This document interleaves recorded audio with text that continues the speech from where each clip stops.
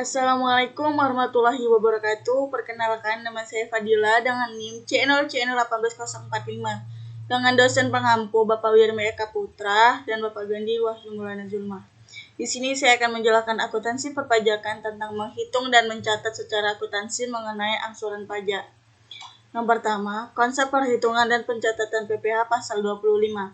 PPh 25 adalah pembayaran angsuran pajak dalam tahun pajak berjalan yang harus dibayar sendiri oleh WP yang bersangkutan untuk setiap bulan sebagaimana dimaksud dalam pasal 25 Undang-Undang PPh nomor 36 tahun 2008. PPh 25 harus dibayarkan atau disetorkan paling lambat pada tanggal 15 bulan berikutnya setelah masa pajak berakhir.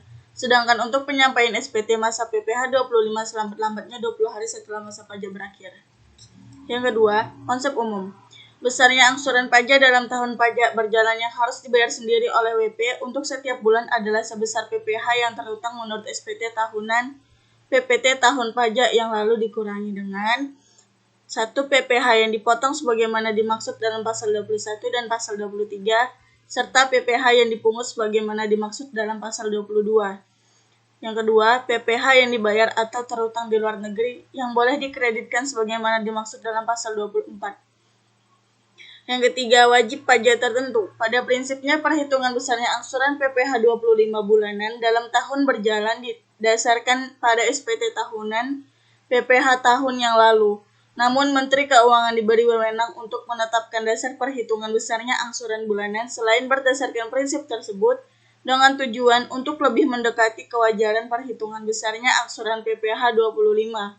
Karena didasarkan kepada data terkini dari kegiatan usaha perusahaan sesuai Undang-Undang PPh nomor 36 tahun 2008 pasal 25 ayat 7. Yang keempat, pajak masukan atau PPN masukan. Pengusaha yang melakukan yaitu 1. Penyerahan barang kena pajak, 2. Di dalam daerah, 2. Penyerahan jasa kena pajak, yang ketiga melakukan ekspor BKP berwujud, dan yang keempat ekspor JKR, dan yang kelima, ekspor BKP tidak berwujud, wajib melaporkan usahanya untuk dikukuhkan sebagai pengusaha kena pajak atau PKP, dan wajib memungut, menyetor, serta melaporkan PPN dan PPNBM yang terhutang.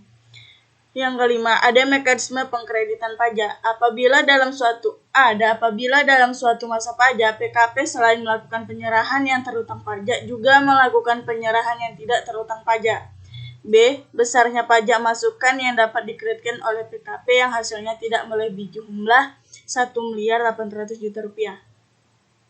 Jenis 6. Jenis pajak yang tidak dapat dikreditkan yaitu perolehan BKP atau JKP sebelum pengusaha dikukuhkan sebagai PKP. Kedua, perolehan BKP atau JKP yang tidak mempunyai hubungan langsung dengan kegiatan usaha. Ketiga, perolehan dan pemeliharaan kendaraan bermotor sedang dan stasiun wargon kecuali merupakan barang dagangan atau disewakan. D. Pemanfaatan BKP tidak berwujud atau pemanfaatan JKP dari luar daerah. G. Perolehan BKP atau JKP yang pajak masukannya ditagih dengan penerbitan ketetapan pajak. H. Perolehan BKP atau JKP yang pajak masukannya tidak dilaporkan dalam SPT masa PPN yang diketemukan pada waktu dilakukan pemeriksaan. Ya, I. Perolehan BKP atau JKP yang penyerahannya dibebaskan dari pengenaan PPN sebagaimana dimaksud dalam pasal 16B ayat 3 Undang-Undang PPN. J.